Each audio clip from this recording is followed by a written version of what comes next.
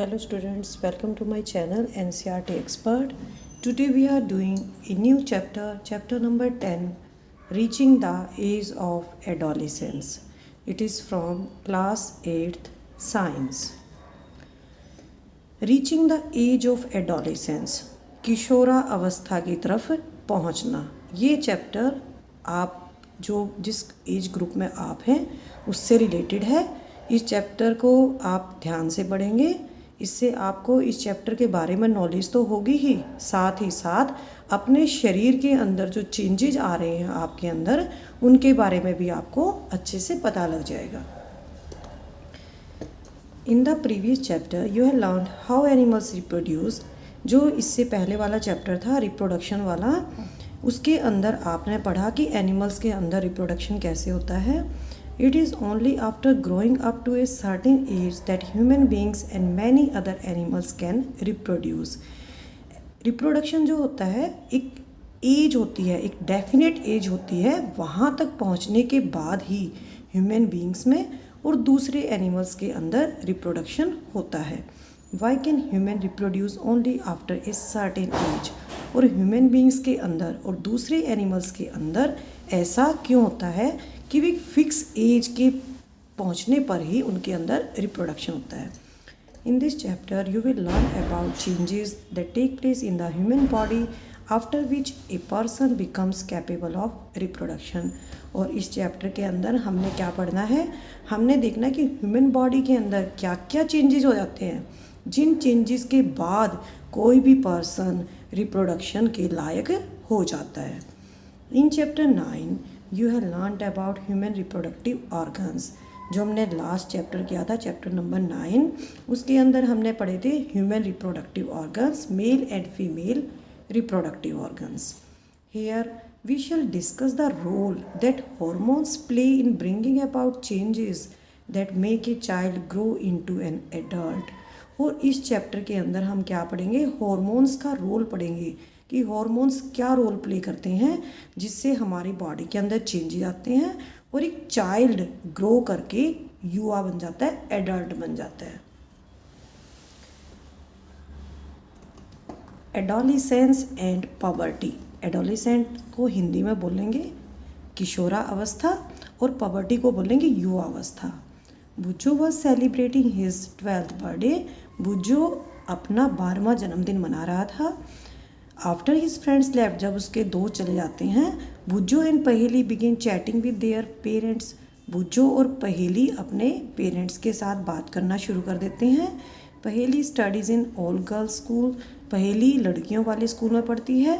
सी started laughing, वो हंसना शुरू कर देती है। वो क्यों हंसती है? She remark that many of Bujjo school friends, जो उसका भाई था बुज्जो, उसके जो स्कूल फ्रेंड्स थे जो उसको 1 साल के बाद मिले थे, वे एकदम हाइट उनकी बढ़ गई है, इसलिए उनको हंसी आ रही थी। Some of them were looking very funny with a hairy line above their lips. और कुछ तो बहुत ही फनी दिख रहे थे क्योंकि उनकी लिप्स के ऊपर एक पतली सी हेयरी लाइन आ गई थी। Her mother explain that boys had grown up. उसकी मम्मी ने एक्सप्लेन किया, मम्मी ने बताया कि लड़के अब बड़े हो रहे हैं। Growth begins from the day one is born. Growth तो उसी दिन से शुरू हो जाती है जब कोई जन्म लेता है, पैदा होता है। But upon crossing the age of 10 और 11 there is a sudden spurt in growth which becomes noticeable. लेकिन 10 से 11 की एज क्रॉस करने के बाद एकदम चेंजेज आते हैं जो दिखाई देते हैं। The changes taking place in the body are a part of growing up. और जो बॉडी के अंदर जो चेंजेस आते हैं वे ग्रोथ का ही एक हिस्सा है। They indicate that you are no longer a child but are on the way to becoming an adult.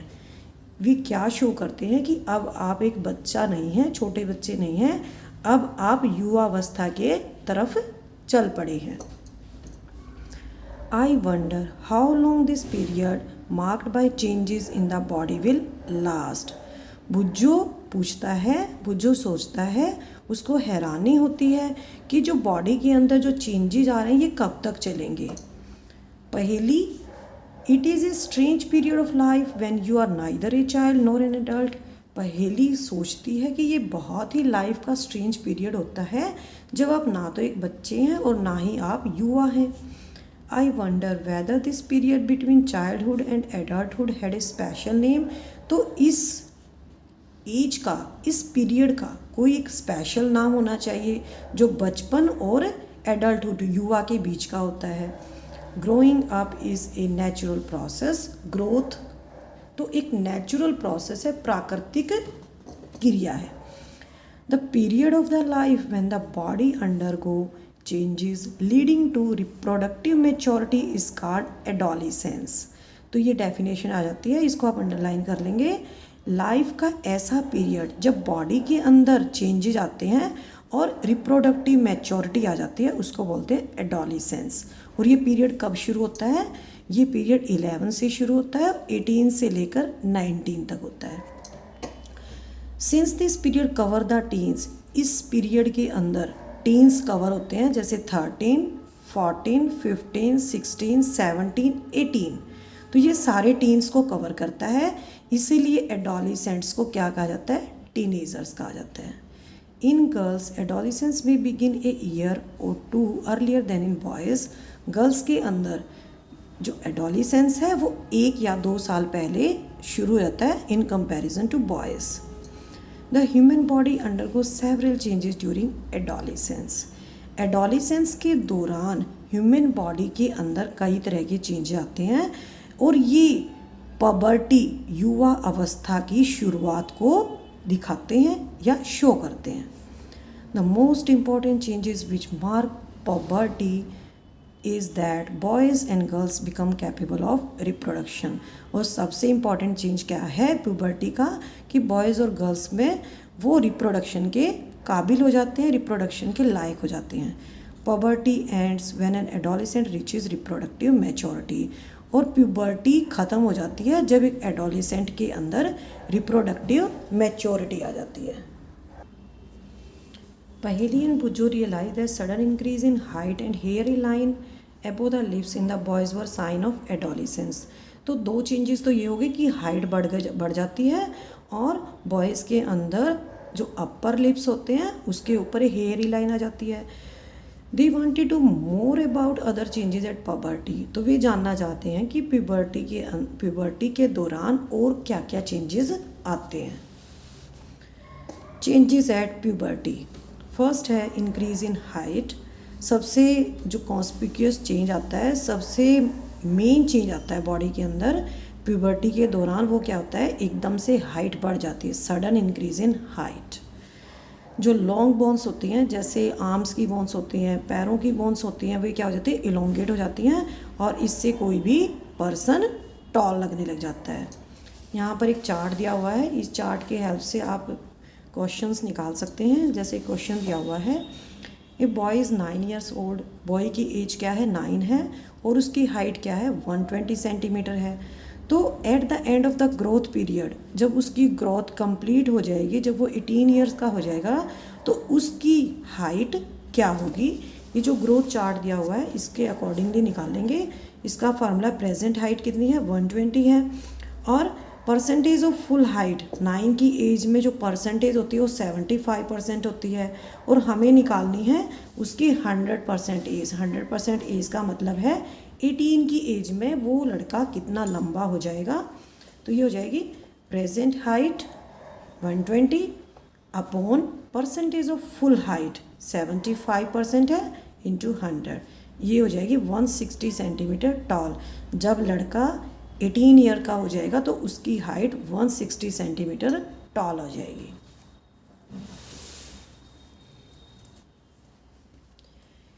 Initially, girls grow faster than boys, but by about 18 years of age, both reach their maximum height. शुरू में जो लड़कियों की growth होती है, height जो होती है वो जल्दी से बढ़ती है, लेकिन जब वो 18 तक पहुंच जाते हैं, गर्ल्स भी और बॉयज़ भी, तो उनकी मैक्सिमम हाइट निकल जाती है। आई एम वरीड, पहली बहुत ही वरीड है। क्यों वरीड है? I have become taller. My face looks much smaller compared to my body. पहली क्यों चिंतित है? वो कहती है कि मैं लंबी तो हो चुकी हूँ लेकिन जो मेरा फेस है वो बहुत ही छोटा है। जो उसकी बॉडी का कंपैरिजन करते हैं तो उसको अपना फेस बहुत ही छोटा लगता है। There is no need for Paheli to worry. Paheli को इसके बारे में वरी होने की, चिंता करने की कोई ज़रूरत नहीं है, क्योंकि all parts of the body don't grow at the same rate. क्योंकि बॉडी के सभी पार्ट्स होते हैं उनकी सेम ग्रोथ रेट नहीं होती। Some time arms and legs और hands and feet of the adolescent look oversized and out of proportion with the body, but soon the other parts catch up and result in a proportionate body. कई बार क्या होता है कि जो हाथ और पैर होते हैं वे एकदम ज़्यादा लंबे हो जाते हैं, ज़्यादा बढ़ जाते हैं और ऐसा लगता है कि बॉडी आउट ऑफ प्रोपोर्शन है, बिल्कुल अलग सी दिखती है। लेकिन जल्दी ही दूसरे पार्ट्स की भी ग्रोथ शुरू हो जाती है और इससे बॉडी बिल्कुल सही दिखाई देने लग जाती है। You must have noticed that height of an individual is more or less similar to that of some family members. एक ही फैमिली के अंदर अगर दो बच्चे हैं, दोनों के पेरेंट्स अलग अलग हैं, तो अगर वे दोनों ही 12 ईयर्स ओल्ड हैं तो उनकी हाइट डिफरेंट हो सकती है। ऐसा नहीं है कि दोनों बच्चों की हाइट सेम होगी, क्योंकि उनके पेरेंट्स डिफरेंट हैं। This is because height depend on the genes inherited from the parents. क्योंकि जो बच्चे की हाइट होती है वो किस चीज़ पे डिपेंड करती है, जो उसके पेरेंट्स से जीन्स आते हैं बच्चे के अंदर, उस पर डिपेंड करती है। So it is very important to eat the right kind of the food during this growing years. तो ये जो ग्रोइंग ईयर्स होते हैं इसके दौरान फूड बैलेंस डाइट लेनी चाहिए और बहुत ही अच्छा हेल्दी खाना खाना चाहिए। This help the bones, muscles and other parts of the body get adequate nourishment for growth. अगर बच्चे को अच्छा खाना मिलता है, नरिशिंग, जो बॉडी को नरिश करे ऐसा खाना खाता है बच्चा, तो इससे क्या होगा, उसकी बोन्स को, मसल्स को और जो दूसरे बॉडी पार्ट्स हैं उनको ग्रोथ के लिए अच्छा नरिशमेंट मिलेगा। तो फर्स्ट हमने किया चेंजेस एट प्यूबर्टी। फर्स्ट है इंक्रीज इन हाइट, सबसे मेन चेंज है हाइट बढ़ती है। सेकंड चेंज है change in body shape, body की शेप में चेंज आता है। Have you notice that boys in your class have broader shoulders and wider chest than in boys in junior classes. आपने notice किया होगा जो आपकी क्लास के अंदर बॉयज़ हैं उनके जो कंधे होते हैं वे चौड़े हो जाते हैं और उनकी छाती भी चौड़ी हो जाती है, because they have entered the age of puberty when shoulders generally broaden as a result of growth. क्योंकि वे युवावस्था में प्रवेश कर चुके हैं और जिसकी वजह से उनके जो कंधे हैं वे चौड़े हो जाते हैं ग्रोथ के कारण। गर्ल्स के अंदर क्या होता है, जो वेस्ट वाला रीजन होता है, region below the waist, waist के नीचे वाला रीजन होता है, वो थोड़ा सा चौड़ा हो जाता है। In boys muscles of the body grow more prominently than in girls. Girls के कंपैरिजन में जो बॉयज़ के अंदर होता है उनकी मसल्स ज़्यादा ग्रोथ करती हैं। थर्ड चेंज है voice change. Did you notice that sometimes the voice of some of the boys in your class cracks. आपने नोटिस किया होगा कि जो बॉयज़ हैं आपकी क्लास में उनकी आवाज़ फटी फटी सी होती है। At puberty the voice box of the larynx begins to grow. जब प्यूबर्टी शुरू होती है तो वॉइस बॉक्स, जिसको लैरिंग्स भी बोलते हैं, वो ग्रोथ करना शुरू कर देता है। बॉयज़ के अंदर वॉइस बॉक्स जो होता है वो बड़ा होता है और इसको जो वॉइस बॉक्स होता है ये गले के अंदर एक उभरे हुए पार्ट के रूप में दिखाई देता है। जैसे आप फिगर में देख सकते हैं, इसको बोलते हैं एडम्स एप्पल।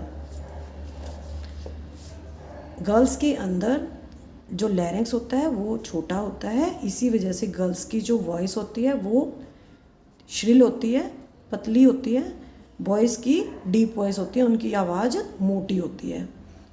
एडोलेसेंट बॉयज़ के अंदर कभी कभी जो वॉइस बॉक्स होता है उसकी मसल्स ज़्यादा ग्रोथ करती हैं, उनकी जो ग्रोथ होती है आउट ऑफ कंट्रोल हो जाती है और जो इनकी वॉइस है वो बिल्कुल होर्श हो जाती है, बिल्कुल मोटी हो जाती है। दिस स्टेट में remain for a few days, और ये ऐसी कंडीशन कुछ दिनों के लिए रहती है, उसके बाद उनकी जो वॉइस है बिल्कुल नॉर्मल हो जाती है। Increased activity of sweat and sebaceous glands. जो स्वेट और सीबेशियस ग्लैंड्स हैं उनकी एक्टिविटी बढ़ जाती है। फोर्थ नंबर का चेंज है during puberty the secretion of the sweat glands and sebaceous glands increases. Puberty के दौरान जो स्वेट ग्लैंड्स होते हैं और जो ऑयल ग्लैंड्स होते हैं सीबेशियस ग्लैंड्स, उनकी एक्टिविटी बढ़ जाती है। Many young people get acne and pimples on the face and at this time because of increased activity of these glands in the skin.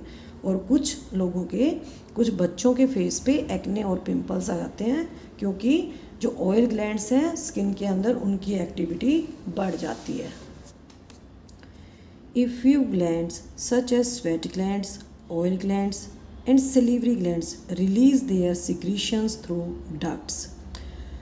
Sweat glands, oil glands और salivary glands, ये इनके अंदर जो जो secretions होते हैं ये ducts के थ्रू ही रिलीज़ करते हैं। इनको बोलते हैं exocrine glands. Endocrine glands release hormones directly into the blood stream. दो टाइप के हार्मोन होते हैं, एक्सोक्राइन और एंडोक्राइन। जो एंडोक्राइन ग्लैंड्स होते हैं वे अपने हार्मोन्स को डायरेक्टली ब्लड स्ट्रीम के अंदर ही प्योर करते हैं, इसलिए उनको डक्टलेस ग्लैंड्स भी कहा जाता है। फिफ्थ पॉइंट है development of sex organs. Look up at figure 9.1 and 9.3 of previous chapter 9 में हमने किया था मेल रिप्रोडक्टिव ऑर्गन्स और female reproductive organs. At puberty जो मेल रिप्रोडक्टिव ऑर्गन्स हैं इसके अंदर मैच्योरिटी आ जाती है, इसी तरह से फीमेल रिप्रोडक्टिव ऑर्गन्स के अंदर मैच्योरिटी आ जाती है। At puberty male sex organ like testis and penis develop completely. The testis also begin to produce sperms. Testis की डेवलपमेंट हो जाती है और उसके अंदर स्पर्म्स की प्रोडक्शन शुरू हो जाती है। In girls ovaries enlarge. Girls के अंदर ओवरीज का साइज़ बढ़ जाता है और उनके अंदर एग्स मैच्योर होना शुरू कर देते हैं। Reaching mental, intellectual and emotional maturity. Adolescence is also a period of change in A persons way of thinking. Adolescence के दौरान जो थिंकिंग का वे होता है वो भी बदल जाता है, सोचने की सोच बदल जाती है। Adolescents are more independent than before and also self conscious. Adolescents अपने आप को इंडिपेंडेंट फील करते हैं और वे सेल्फ कॉन्शियस भी होते हैं, जागरूक भी होते हैं। इंटेलेक्चुअल डेवलपमेंट, दिमाग विकसित होता है इस समय और वे अपना समय, अधिक समय सोचने में व्यतीत करते हैं। It is often the time in one's life when the brain has the maximum capacity for learning। और ये ऐसा समय होता है जीवन में जब ब्रेन के अंदर, दिमाग के अंदर सीखने की सबसे अधिक क्षमता होती है। कभी कभी एडोलिसेंट्स अपने आप को इनसिक्योर फील करते हैं क्योंकि बॉडी के अंदर भी चेंजेस आते हैं और माइंड के अंदर भी चेंजेस आते हैं, लेकिन एडोलिसेंट्स के लिए ऐसा सही नहीं है, उन्हें इनसिक्योर फील नहीं करना चाहिए। ये जो ग्रोइंग अप का प्रोसेस है ये एक नेचुरल प्रोसेस है, प्राकृतिक प्रोसेस है ये। Secondary sexual characters. You learned in chapter 9 that testis and ovaries are the reproductive organs. Chapter 9 में हमने किया था कि टेस्टिस और ओवरीज रिप्रोडक्टिव ऑर्गन्स होते हैं, उनके अंदर गैमेट्स बनते हैं। टेस्टिस के अंदर स्पर्म्स बनते हैं, ओवरीज के अंदर ओवा बनते हैं। In girls breast begin to develop at puberty. Girls के अंदर प्यूबर्टी की तरफ जब जाती है कोई गर्ल तो उसकी ब्रेस्ट डेवलप होना शुरू हो जाती है। And the boys begin to grow facial hair. और बॉयज़ के अंदर क्या होता है, दाढ़ी और मूंछ आ जाती है। These feature help to distinguish the male from the female. They are called secondary sexual characters. तो ऐसी फीचर्स जिससे हम किसी बॉय को और गर्ल को पहचान सकते हैं उनको बोलते हैं secondary sexual characters. Boys also develop hair on the chest. Boys में चेस्ट के ऊपर हेयर डेवलप हो जाते हैं। Both Bujjo and Paheli wish to know what initiate changes at puberty. Bujjo और पहेली जानना चाहते हैं कि जो प्यूबर्टी में चेंजेस आते हैं, प्यूबर्टी के दौरान चेंजेस आते हैं, वे चेंजेस कौन शुरू करता है, कैसे उनकी शुरुआत होती है, वे चेंजेस कैसे शुरू होते हैं। The changes which occur at adolescence are controlled by hormones. Adolescence period के दौरान जो चेंजेस होते हैं उनको कौन कंट्रोल करता है, हॉर्मोन्स। और हॉर्मोन्स क्या हैं, केमिकल सब्सटेंसेस होते हैं। These are secretions from endocrine glands और एंडोक्राइन सिस्टम। तो हॉर्मोन्स क्या हैं? एंडोक्राइन ग्लैंड्स का सिक्रीशन है। मेल हार्मोन होता है टेस्टोस्टेरोन और फीमेल हार्मोन होता है oestrogen. The production of these hormones is under the control of another hormone secreted from an endocrine gland। और जो ये हॉर्मोन्स हैं, फीमेल हार्मोन एस्ट्रोजन और मेल हार्मोन टेस्टोस्टेरोन, इनका जो सिक्रीशन होता है, इनकी जो प्रोडक्शन होती है, इनको कौन कंट्रोल करता है? पिट्यूटरी ग्लैंड के द्वारा जो हार्मोन निकलता है वो इनको कंट्रोल करता है। नेक्स्ट हमारा टॉपिक बहुत ही इंपॉर्टेंट टॉपिक है, role of hormones in initiating reproductive function. Hormones का क्या रोल है रिप्रोडक्टिव फंक्शन को शुरू करने में? इसको आप इस चार्ट के द्वारा समझेंगे। Hormones from the pituitary stimulate testis and ovaries to release testosterone in males and oestrogen in females. जो पिट्यूटरी ग्लैंड्स होते हैं उनमें से जो हॉर्मोन्स होते हैं वे क्या करते हैं? स्टिमुलेट करते हैं टेस्टिस को, ताकि वो क्या प्रोड्यूस करे? टेस्टोस्टेरोन प्रोड्यूस करेगा मेल्स के अंदर। और क्या करते हैं? ओवरीज को स्टिमुलेट करते हैं फीमेल्स के अंदर, और वो क्या प्रोड्यूस करते हैं? एस्ट्रोजन हार्मोन प्रोड्यूस करते हैं। Release in the blood stream and rich parts of the body. और ये हॉर्मोन्स को कहाँ रिलीज़ करते हैं? ब्लड स्ट्रीम में रिलीज़ करते हैं, क्योंकि एंडोक्राइन ग्लैंड्स हैं और एंडोक्राइन ग्लैंड्स क्या होते हैं? डक्टलेस ग्लैंड्स होते हैं और वे डायरेक्टली अपने सिक्रीशंस को ब्लड स्ट्रीम के अंदर प्योर करते हैं। And rich parts of the body, और जहाँ पे उनको पहुँचना होता है वहाँ पे भी पहुँच जाते हैं, उसको बोलते हैं target site. Stimulate changes in the body at onset of puberty. और ये टारगेट साइट पे पहुँचने के बाद क्या होता है? पबर्टी की शुरुआत के दौरान जो चेंजेस आते हैं उनको ये स्टिमुलेट करते हैं। Paheli and Bujo have now understood that puberty marks the beginning of the reproductive period when one becomes capable of reproduction, but they want to know if reproductive life once begun continues or it ends sometime। पहेली और बुझो को ये तो समझ में आ गया कि पबर्टी क्या होती है, लेकिन अब वे जानना चाहते हैं कि जब रिप्रोडक्टिव लाइफ शुरू हो जाती है तो वो लगातार शुरू रहती है, कभी ख़त्म ही नहीं होती या कभी ख़त्म भी होती है, वे ये जानना चाहते हैं।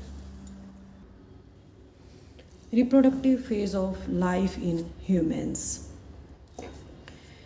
Adolescents become capable of reproduction when their testes and ovaries begin to produce gametes। The capacity for maturation and production of gametes lasts for a much longer period in males than in females। जो reproductive period होता है वो males में in comparison to females लंबा होता है। In females the reproductive phase of life begins at puberty.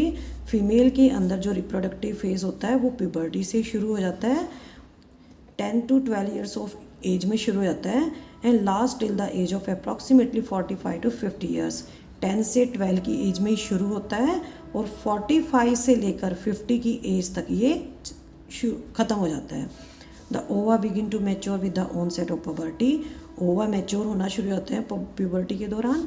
One ovum matures and is released by one of the ovaries once in about 28 to 30 days. एक ovum mature हो जाता है और 2 ovaries में से किसी एक ओवरी के द्वारा ये 28 से 30 दिन में रिलीज हो जाता है।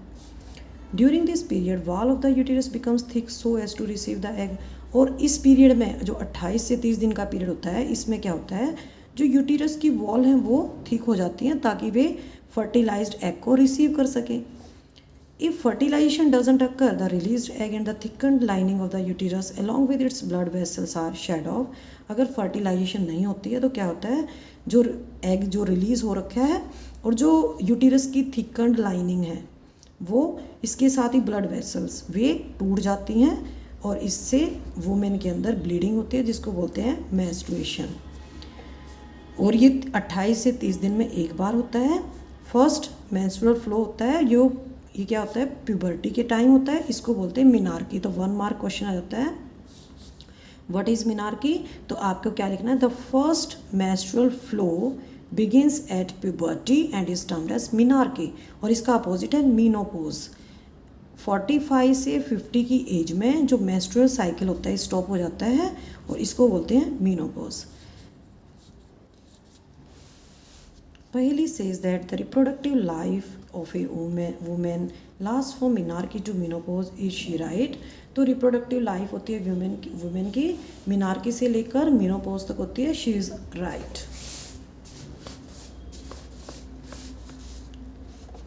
How is sex of the baby determined? Baby का सेक्स कैसे पता चलता है कि बेबी लड़का है या लड़की है? Paheli wonder that whether which makes the fertilised egg develop either into a boy or a girl. पहली हैरान होती है कि जो फर्टिलाइज्ड एग होता है वो मेल चाइल्ड में या फीमेल चाइल्ड में, बॉय में कन्वर्ट होगा या गर्ल में डेवलप होगा, ये कैसे पता चलता है? Boy or girl inside the fertilised egg or zygote. Fertilised egg क्या होता है? जाइगोट भी बोल सकते हैं इसको, फर्टिलाइज्ड एग को। तो फर्टिलाइज्ड एग के अंदर क्या होती है? इंस्ट्रक्शंस होती हैं जो डिटरमिन करती हैं बेबी के सेक्स को कि ये बॉय बनेगा या गर्ल बनेगा। और ये जो इंस्ट्रक्शन होती है कहाँ होती है? जो थ्रेड लाइक स्ट्रक्चर्स होते हैं जिनको बोलते हैं क्रोमोसोम्स, उनके अंदर होती है। आपने चैप्टर 8 में पढ़ा था chromosomes are present inside the nucleus of every cell. जो न्यूक्लियस होता है सेल के अंदर, उसके अंदर क्रोमोसोम्स होते हैं। All human beings have 23 pair of chromosomes. और हर सेल के अंदर, हर सेल की न्यूक्लियाई के अंदर क्रोमोसोम्स के 23 पेयर्स होते हैं।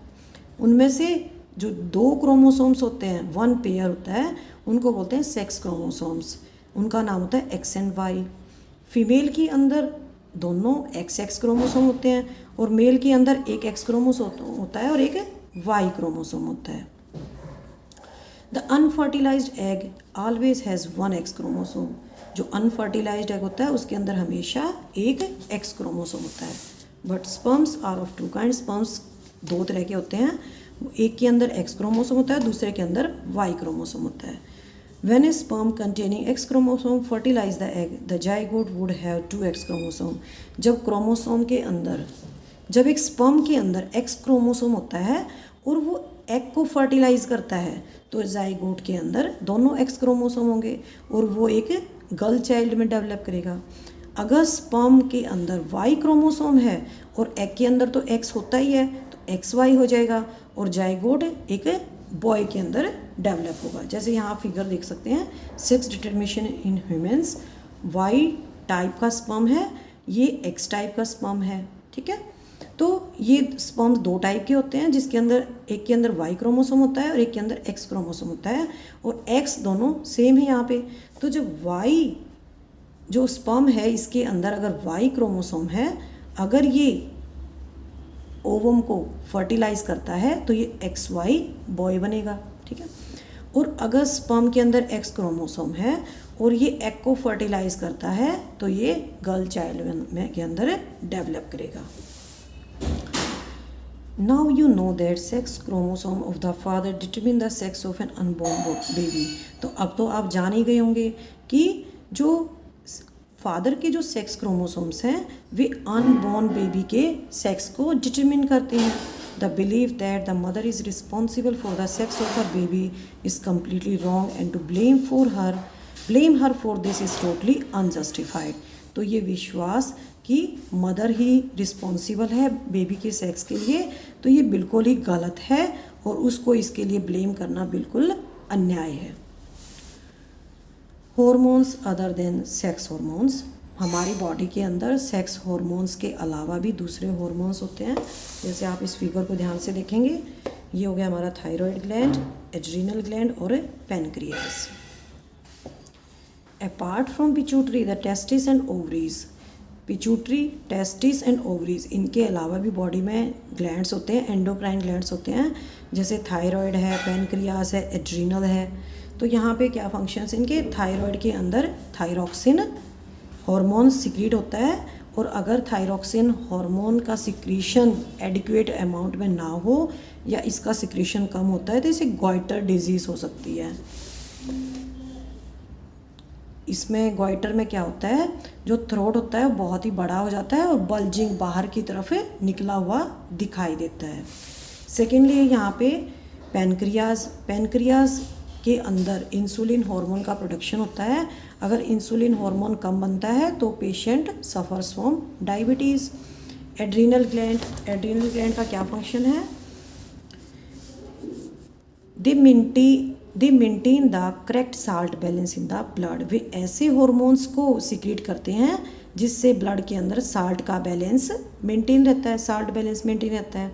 और एड्रीनल के अंदर कौन सा हार्मोन होता है? एड्रेनलिन होता है। जब हमें बहुत ज़्यादा गुस्सा आता है तो ये हमारे स्ट्रेस को कम करता है। Thyroid and adrenal secrete their hormones when they receive orders from the pituitary through its hormones. जो थायराइड ग्लैंड है और एड्रीनल ग्लैंड है, ये अपने हार्मोन को तभी सिक्रीट करते हैं जब इन्हें पिट्यूटरी ग्लैंड से उसके हॉर्मोन्स के द्वारा ऑर्डर मिलता है। Pituitary also secrete growth hormone. Pituitary जो ग्लैंड्स होते हैं उनके अंदर ग्रोथ हार्मोन्स सिक्रीट होते हैं। पिट्यूटरी कंट्रोल करता है, इसलिए इसको मास्टर ग्लैंड भी कहा जाता है।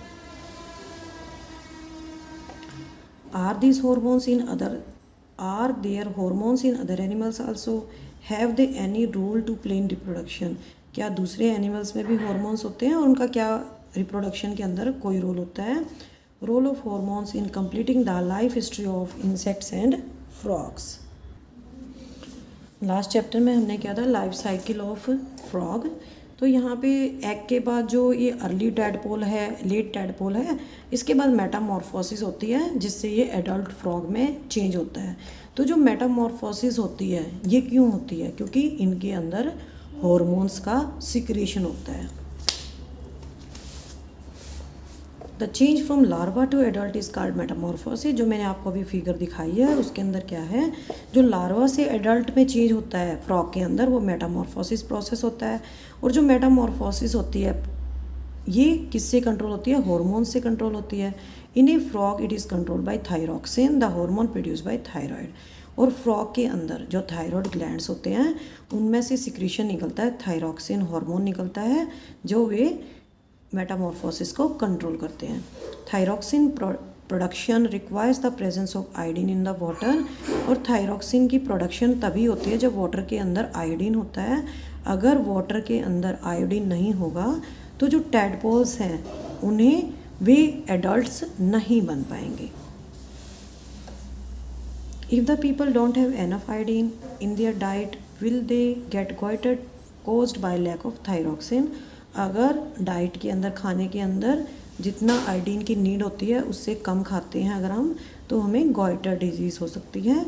क्योंकि इससे क्या होता है, थायराइड जो ग्लैंड है उसका सिक्रीशन कम हो जाता है, थायरॉक्सिन कम सिक्रीट होता है। नेक्स्ट है हमारा topic reproductive health. The physical and mental well-being of an individual is regarded as individual health. To keep the body healthy, body को हेल्दी रखने के लिए क्या करना चाहिए? सभी को बैलेंस डाइट लेनी चाहिए और उसको पर्सनल हाइजीन, साफ़ सफाई का ध्यान रखना चाहिए और फिज़िकल एक्सरसाइज भी करनी चाहिए।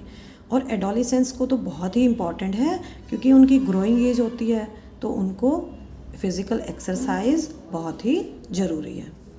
Nutritional needs of adolescents.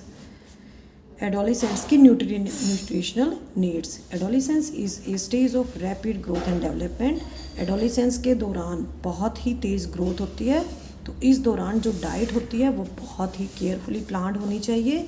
उन्हें एक बैलेंस डाइट लेनी चाहिए।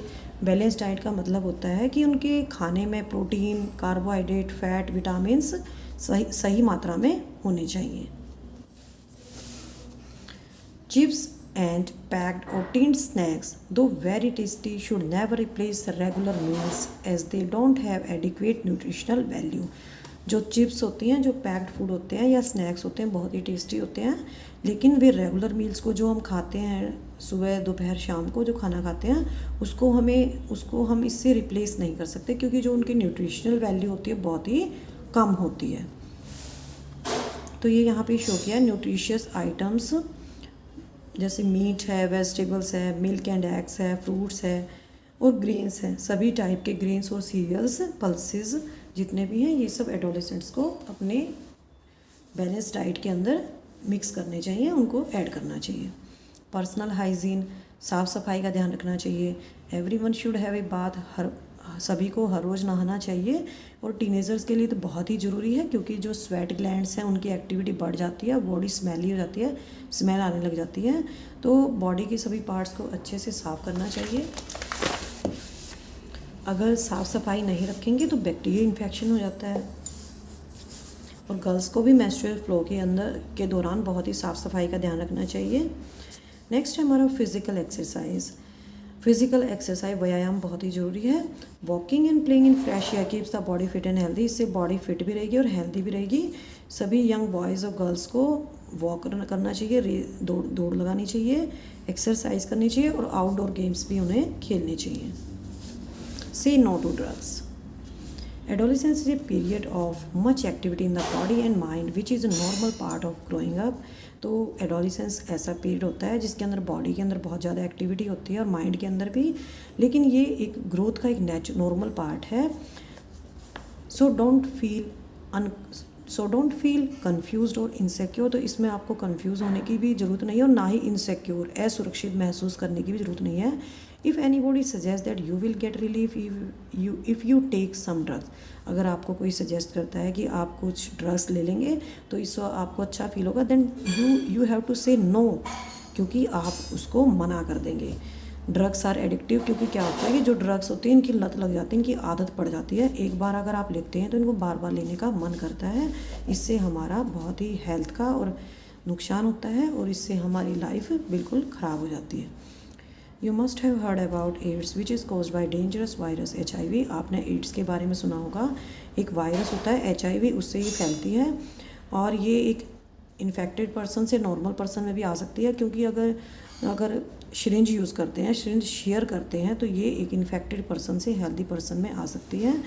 और अगर किसी मदर को ये डिजीज़ है, एड्स है, तो इससे उसके बेबी को भी हो सकती है, क्योंकि बेबी अपनी मदर का दूध पीता है। The virus can also be transmitted through a sexual contact with a person infected with HIV। और ये सेक्सुअल कॉन्टैक्ट से भी इन्फेक्टेड पर्सन से नॉर्मल पर्सन में आ सकती है। Now we will do its summary. This is very important part of this chapter. आप इसको ध्यान से सुनेंगे। Humans become capable of reproduction after puberty sets in. जब युवावस्था शुरू हो जाती है तो ह्यूमन बींग्स के अंदर रिप्रोडक्शन शुरू हो जाता है। Children between the age of 11 and 19 are called adolescents. जो बच्चे होते हैं 11 से 19 की एज के, उनको एडोलिसेंट्स बोलते हैं। The onset of puberty brings about growth of the reproductive organs. जब युवा अवस्था शुरू होती है तो रिप्रोडक्टिव ऑर्गन्स के अंदर ग्रोथ शुरू हो जाती है। हमारी बॉडी के जो अलग अलग प्लेसेस हैं वहाँ पे हेयर ग्रो होना शुरू हो जाते हैं। गर्ल्स के अंदर ब्रेस्ट डेवलप होती हैं और बॉयज़ के अंदर दाढ़ी और मूंछ आ जाती हैं। लड़कों की जो वॉइस है वो मोटी हो जाती है। बच्चों की इस दौरान हाइट बढ़ जाती है। The onset of puberty and maturity of reproductive parts are controlled by hormones. जो प्यूबर्टी है, जो रिप्रोडक्टिव पार्ट्स की मैच्योरिटी है, इनको कौन कंट्रोल करता है? हॉर्मोन्स कंट्रोल करते हैं इसको। हॉर्मोन्स क्या होते हैं? These are the chemical substances और secretions of endocrine glands which pour them directly into the bloodstream. Endocrine glands को हम क्या बोल सकते हैं? डक्टलेस ग्लैंड्स भी बोल सकते हैं, डक्टलेस ग्लैंड्स। और दूसरे टाइप के ग्लैंड्स होते हैं डक्ट वाले ग्लैंड्स होते हैं, उनको बोलते हैं exocrine glands. Pituitary gland secrete hormones which include growth hormone and hormones that make other glands such as testes, ovaries, thyroids, adrenal secrete hormones। जो पिट्यूटरी ग्लैंड होता है ये बहुत ही इंपॉर्टेंट ग्लैंड होता है, इसको हम मास्टर ग्लैंड भी बोलते हैं। इसके अंदर ऐसे हार्मोन्स सिक्रीट होते हैं जो इसके अंदर ग्रोथ हार्मोन सिक्रीट होते हैं और ऐसे हार्मोन सिक्रीट होते हैं जो दूसरे ग्लैंड्स को, जैसे टेस्टिस है, ओवरीज है, थायराइड्स है, एड्रिनल्स है, इनको स्टिम्युलेट करते हैं हार्मोन सिक्रीट करने के लिए।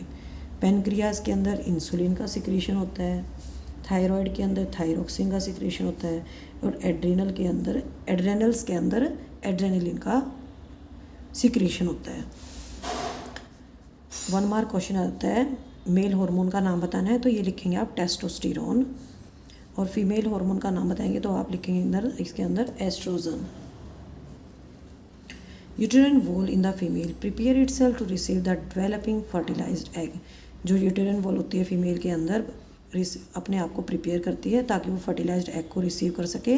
अगर फर्टिलाइजेशन नहीं होती तो यूटेराइन वॉल की जो थिकन लाइनिंग होती है वो टूट जाती है और बॉडी के बाहर आती है ब्लड के साथ में, और इसको बोलते हैं menstruation. Sex of the unborn child depends on whether the zygote has XX और XY क्रोमोसोम।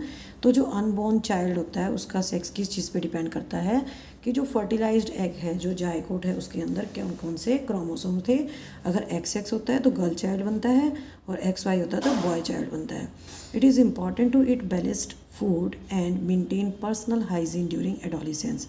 और इस एडोलिसेंस के दौरान, किशोरा अवस्था के दौरान बैलेंस्ड फूड खाना चाहिए। ऐसा फूड जिसके अंदर सारे के सारे कंपोनेंट्स हों, जैसे प्रोटीन्स है, कार्बोहाइड्रेट्स है, विटामिन्स हैं, फैट्स हैं, और पर्सनल हाइजीन, साफ़ सफाई का ध्यान रखना चाहिए। इसी के साथ ही हमारे इस चैप्टर की फुल एक्सप्लेनेशन कंप्लीट होती है। नेक्स्ट टाइम मैं आपको कराऊंगी इस चैप्टर की बैक एक्सरसाइज। अगर आपको वीडियो अच्छी लगी है तो लाइक करें और मेरे चैनल को सब्सक्राइब करें। थैंक यू बच्चों, हैव ए नाइस डे।